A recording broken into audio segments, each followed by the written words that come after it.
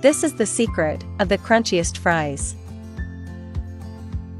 To get started with our recipe today, we're going to need 2 big potatoes. But it can be as many as you want. Let's cut them into slices. And I'll cut them later, into chopsticks that aren't too thick.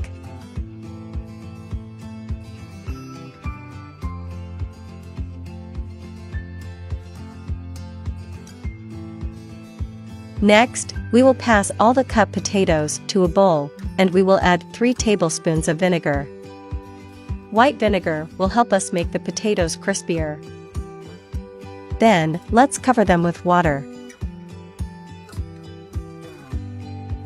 And then I'm going to cover the container with fit paper, but you can also use a cloth, and we're going to let them soak for 10 minutes. After 10 minutes, I will dry all the potatoes with absorbent paper, but we must dry it very well. Before I forget, tell me which country or city you look at us to send you a special greeting in the next recipe. The greeting in today's recipe is for Mani Saha from Bangladesh, also for Shelly Ivy from Michigan, USA, and Virgie Bautista from Philippines. Thank you for always seeing and enjoying our recipes. Once dried, I will pass them to a bowl, and add a tablespoon of cornstarch, and then mix well with my hands. The starch of cornstarch will make the potatoes very dry and crispy. Make these fries at home, and your family will thank you for how rich and crunchy they are. I don't lie to you, these potatoes are incredible.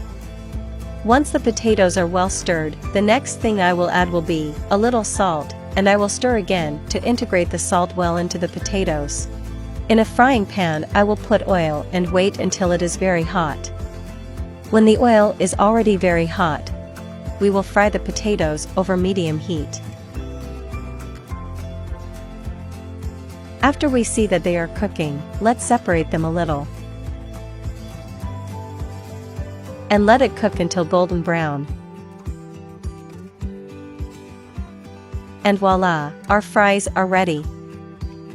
I'm going to take them out of the pan, and put them on a plate with absorbent paper, in order to remove the excess oil.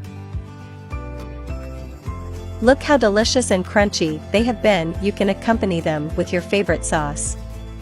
Thank you for seeing this recipe to the end. I hope you liked the result. I would like to know if it is the first time that you see one of my recipes.